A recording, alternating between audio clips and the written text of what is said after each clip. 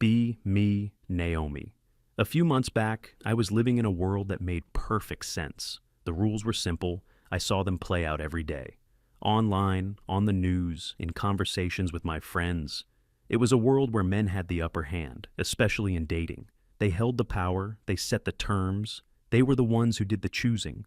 We, the women, were the ones who had to navigate a minefield of unwanted messages, unsolicited pictures, and low-effort attempts to get our attention. My best friend Bonnie and I would spend hours scrolling through our phones, sharing screenshots of the latest terrible pickup line or hilariously bad profile. We'd talk about the pressure, the constant judgment, the feeling of being treated like a piece of meat on a digital butcher block.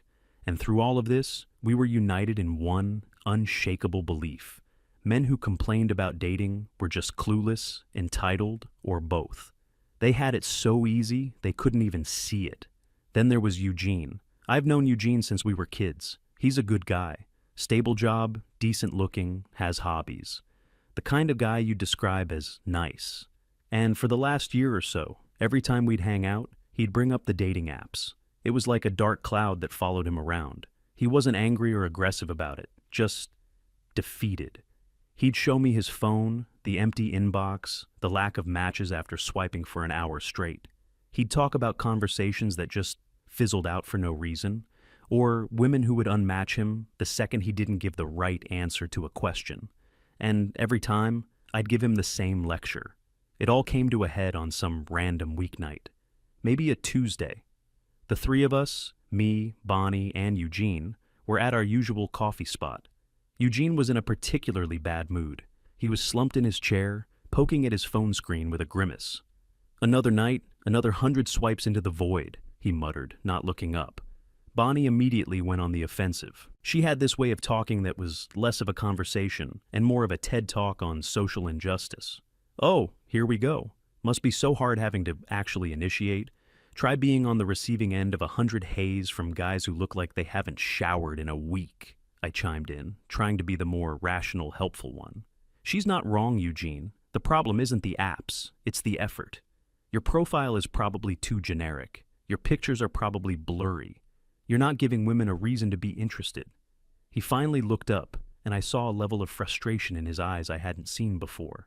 "My profile is fine. I had 3 different female friends look it over. My pictures are clear. I mention my hobbies. I write thoughtful opening messages. What more do you want?" Bonnie scoffed. "It's the underlying toxicity. Women have finely tuned detectors for that now.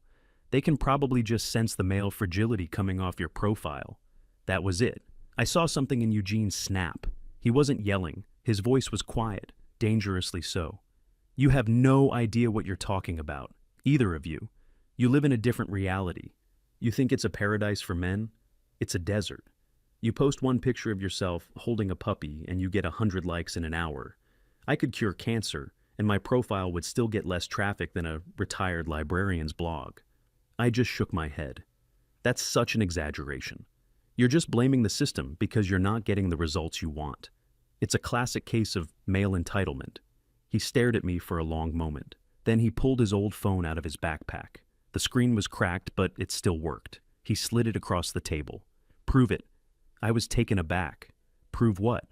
"Prove how easy it is. You're so smart. You know everything about the male experience. So here, create a profile. Be a man for a week. A normal man. Not a supermodel, not a millionaire. Just an average, decent guy. Let's see how many quality conversations you can get." Bonnie started laughing. "Don't be ridiculous. Why would she waste her time on that?" But I saw the challenge in his eyes, and my own arrogance wouldn't let me back down. "Fine," I said, picking up the phone. "It's a bet. A week. What are the stakes?" Eugene leaned back, a bitter smile on his face. $50 says you won't have more than 5 conversations that last longer than 10 messages." "You're on," I said, smirking. "Prepare to pay up. I'll probably have a date lined up by Friday." He just shook his head slowly and said, "Good luck. You're going to need it." That night, I started my project. I was going to create the perfect average man. I called him Alex. For photos, I messaged my cousin, who lives a few states away. He's a good-looking guy, but not in a threatening model-esque way. Just a friendly face, nice smile. He's an engineer, pretty normal. I told him it was for a social psychology project for a class, and he sent me a few pictures without asking any questions. I chose them carefully. One was a clear headshot, smiling but not goofy. Another was him on a mountain trail, a little candid, showed he was active. A third was him playing a board game with friends to show he was social. I cropped it so he was the focus. The last one was him with his golden retriever, the classic foolproof picture, perfect, approachable but not boring. For the bio, I pulled out all the stops. I avoided all the cliches I hated seeing on men's profiles. No lists of emojis, no just ask, no negativity. I wrote something that was supposed to be the perfect blend of witty, sincere, and engaging. Trying to find someone who can tolerate my terrible singing on road trips. IT guy by day, aspiring board game champion by night. My dog thinks I'm pretty cool, so I have at least one good reference. Looking for a genuine connection and someone to explore new hiking trails with. What's the best concert you've ever been to? It was brilliant. It showed his personality, his hobbies, what he was looking for, and ended with an easy question to start a conversation. I said his stats: age 28, job, support specialist, height 5'10", average, the perfect test subject. I showed the finished profile to Bonnie over a video call. She was impressed. Wow, if this guy was real, I'd probably swipe right. You're going to win this bet in a day. My confidence was soaring. I was about to prove Eugene, and every other man who complained, completely wrong. I opened the app, took a deep breath, and started swiping. The first 24 hours were quiet, disturbingly quiet. I spent about 2 hours that first night swiping right on every profile that didn't seem like a bot or have a list of insane demands in the bio. I must have swiped on hundreds of women. I went to bed expecting to wake up to a phone buzzing with notifications. I woke up to silence. Nothing. Not a single match. Okay, I told myself. The algorithm needs time to warm up. It's fine. I checked the phone during my lunch break. Still nothing. I swiped for another hour. By the end of the day, my thumb was sore. I had put in the work. I had engaged with the app. My reward? One match. One. I felt a flicker of disappointment, but quickly brushed it aside. Quality over quantity, right? I looked at her profile. She seemed nice. A few pictures with friends, a bio that mentioned loving dogs. Perfect. I crafted an opening message based on my own bio. Hey, saw you're a dog person too. My golden retriever is basically my boss. What kind of dog do you have? I hit send, feeling pretty good about it. It was friendly, personalized, and open-ended. Then I waited, and waited. 6 hours later, a notification popped up. Finally. I opened the app excitedly. Her reply, LOL, cool. That was it, nothing else. I tried to salvage it. He's a handful, but worth it. So, are you from around here? I never got a response. After a day, her profile was gone from my match list. She had unmatched me. The next few days were a blur of the same thing. A soul-crushing routine of swiping, waiting, and getting nothing in return. The sheer volume of profiles I swiped right on was staggering, hundreds upon hundreds. The silence from the app was deafening. It felt personal. I started to analyze everything. Was it the pictures? Were they too generic? Was the bio too long, too short? I tweaked the bio, swapped out a photo. It made no difference. The digital void just stared back at me. By day 4, I had a grand total of 3 matches. The first was the girl who unmatched me. The second one was clearly a bot. The profile had one blurry picture and a generic bio. It matched with me at 3 a.m. and immediately sent a message with a suspicious-looking link. I reported and unmatched. The third match, however, seemed promising. Her name was, well, I won't use her real name. Let's call her Sarah. She was cute, had a full profile with lots of pictures, and a bio that seemed genuine. I was determined not to screw this one up.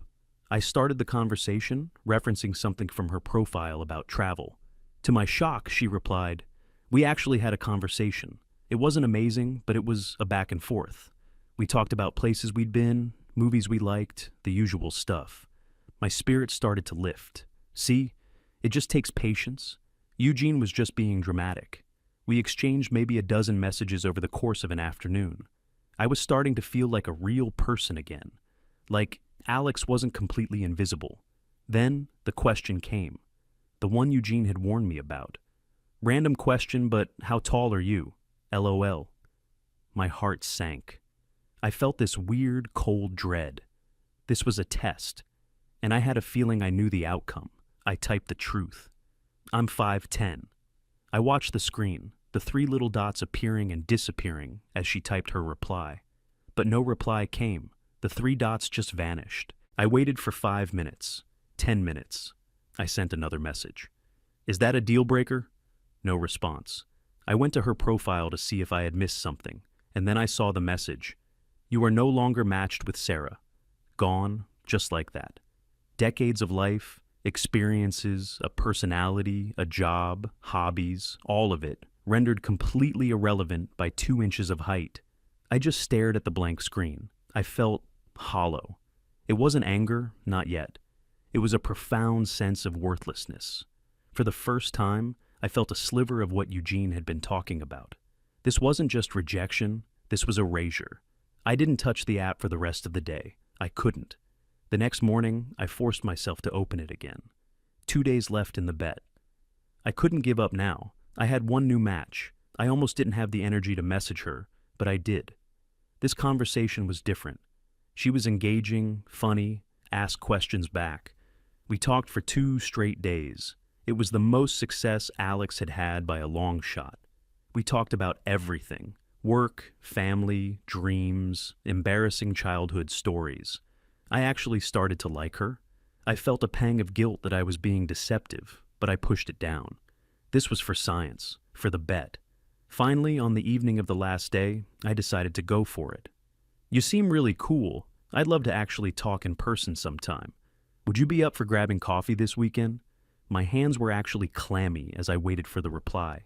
The notification came almost instantly. "Aw, that's so sweet. But I'm not really looking to meet up with anyone from here. I just got out of a bad relationship and I'm just on here for fun and to chat with people."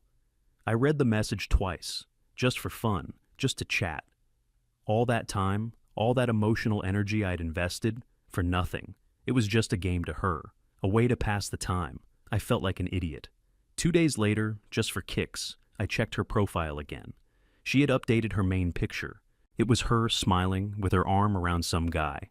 He was tall, chiseled jaw, looked like he lived at the gym. The caption was a single heart emoji. I felt a wave of something hot and bitter wash over me. It was the exact kind of cynicism I'd always heard in Eugene's voice. The kind I had always dismissed as toxic. The week was over. My grand experiment was a failure. A catastrophic, humiliating failure. The final tally, swipes right, well over 2,000. Matches, 5. Bots, scammers, 2. Meaningful conversations, 0. The $50 was the least of my worries. My entire worldview had been shattered. The simple black and white picture I had of the dating world was now a chaotic, confusing mess of gray. The confidence I had felt just a week ago was gone, replaced by a gnawing emptiness.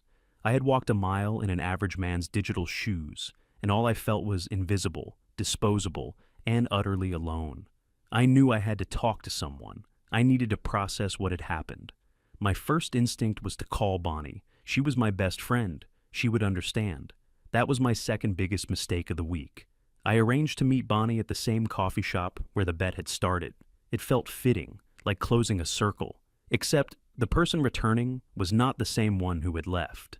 I got there early, replaying the week in my head. The silence, the ghosting, the height question, the girl who was just chatting for fun. Each memory was like a small paper cut on my ego, and they were all stinging at once. When Bonnie arrived, she was beaming, radiating her usual brand of militant positivity. "So," she said, sliding into the booth opposite me, "don't keep me in suspense. Tell me you crushed him. I have a dozen ideas for how you can rub it in his face." I didn't smile back. I just pushed the old, cracked phone across the table toward her. "You look," I said. My voice sounded flat, even to my own ears. Her smile faltered for a second as she saw my expression. She picked up the phone, her brow furrowed in confusion. I watched her as she scrolled through the app. I saw her eyes widen as she looked at the match screen. I saw her click on the conversations, the short, dead-end threads. She saw the LOL cool. She saw the profile of the bot. She saw the conversation with Sarah, saw the abrupt end right after the question about height. She scrolled for a few minutes, her face growing more and more grim.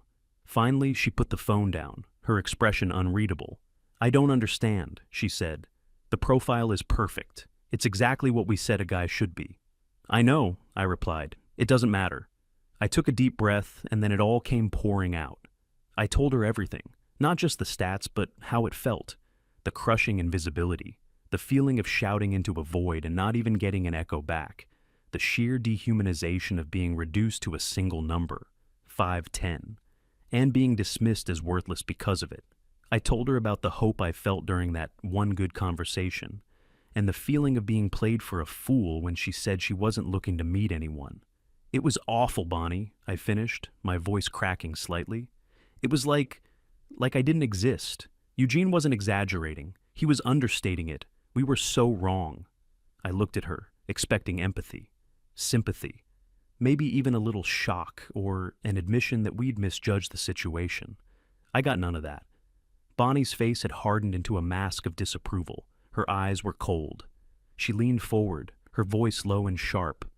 "Are you listening to yourself right now? You spent one week in a simulation, and you're ready to throw away everything we believe in?" I was stunned. It wasn't a simulation, it was real. I felt it. "You felt nothing," she snapped back. "You experienced a tiny fraction of the scrutiny that women face every single day. You got a taste of rejection, and now you're crying about it? That's what we have to deal with constantly, but it's worse for us because it comes with the threat of actual danger. You're co-opting male fragility, Naomi." The words hit me like a slap. Male fragility? I was treated like I was subhuman. How is that fragility? How can you hear what I just said and not see the hypocrisy? Her eyes narrowed. "The only hypocrisy I see is you, siding with the oppressors because you had a bad week. Women are allowed to have preferences, height, income, whatever. It's a survival mechanism. We don't owe men our time or attention. What you experienced wasn't injustice. It was just consequences." "Consequences for what?" I asked, my voice rising. "For being average? For not being 6'2"? How is that a man's fault?" "You sound just like them," she said, disgust dripping from her words. "All that talk about male toxicity, and here you are, defending it. You know, I'm really disappointed in you. I thought you were stronger than this." She stood up, grabbing her purse. "This isn't just about a stupid bet anymore. This is about your loyalty, and frankly, I'm questioning it right now." And with that, she turned and walked out of the coffee shop, leaving me completely alone at the table. I sat there for a long time, the silence in the shop feeling as loud as the silence from the app. The rejection from my best friend hurt more than the rejection from 1,000 strangers on a dating app. She hadn't listened. She hadn't even tried to understand. She had a script in her head, a narrative of how the world works, and anything that contradicted it was not only wrong, but a personal betrayal. My experience didn't fit her worldview, so my experience had to be invalid. I had to be the one who was wrong. I realized then that my friendship with Bonnie had been built on an echo chamber. We weren't friends who challenged each other to think better. We were allies in a war, and I had just fraternized with the enemy. I had seen something real, something that proved our collective narrative was flawed, and instead of being curious, she had been furious. I felt betrayed, but more than that, I felt untethered. The worldview that had guided me for years was gone. The friendship that had been my anchor was gone. I was adrift. I didn't know what to do. For a day or two, I just existed. I went to work, came home, watched TV. I didn't talk to anyone. The cracked phone sat on my kitchen counter, a monument to my own arrogance. Finally, I knew what I had to do. I picked up my own phone and scrolled to Eugene's contact. My thumb hovered over the call button. I was dreading this. I was preparing for the "I told you so," the smug satisfaction. I deserved it after all. But I had to see it through. I called him. He picked up on the second ring. "Hey," I said, my voice small. "Hey," he replied. His tone was neutral. "How'd the project go?" I could have lied. I could have made something up, but I was done with lies. "Can we meet? There's a park near my place." "Sure," he said. "Be there in 20. We met by the duck pond. It was a cool evening. The sun was starting to set. We didn't say anything for a few minutes. We just stood there, watching the ducks. I reached into my pocket and pulled out a crumpled $50 bill. I held it out to him. "You won," I said, not looking at him. He didn't take it. "I don't want your money, Naomi." I finally forced myself to look at him. His expression wasn't triumphant, it was just weary. "It wasn't about the money," he said quietly. "I just wanted you to see." My shoulders slumped. "I saw," I whispered. "God, Eugene, I saw." I told him everything about the experiment, the silence, the matches. I told him about the height question and the girl who was just chatting for fun. And then I told him about Bonnie, about the things she'd said, the accusation of betrayal. He listened patiently, not interrupting once. He just nodded along, a flicker of recognition in his eyes at certain points in the story. When I was finished, there was a long silence. The only sound was the quacking of the ducks. "I'm sorry about your friend," he said, and it sounded genuine. "That sucks." "She thinks I've betrayed the cause," I said with a hollow laugh. "She thinks I'm defending male toxicity." "You're not," he said. "You're just acknowledging that a lot of guys are completely lost. We're told to be vulnerable, but not needy. Confident, but not arrogant. We're told to just be ourselves. But it seems like ourselves is never good enough. It's an impossible balancing act. And if you fail, you're not just rejected, you're invisible. And if you dare to talk about feeling invisible, you're told you're being toxic and entitled." He looked out over the water. "You didn't feel male fragility, Naomi. You felt what it's like to have no value in the dating market, to be a commodity that nobody wants. It's a lonely place." Tears started to well up in my eyes. It wasn't just for the fake rejection Alex had felt.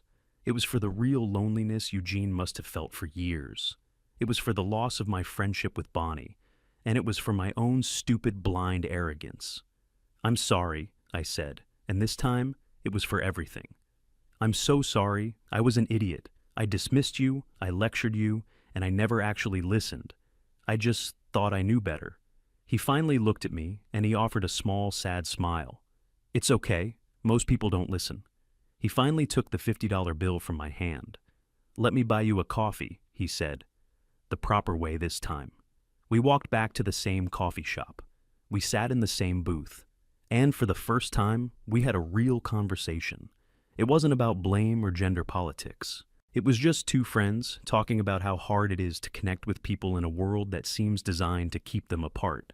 I didn't have any answers. My old simple worldview was gone, and I didn't have a new one to replace it yet. Everything was complicated and confusing, but for the first time in a long time, I felt like I was seeing things clearly. The bet was over. I had lost $50, but I had gained something much more valuable, a dose of reality, and a little bit of empathy, and I had a feeling that was a much better prize to win.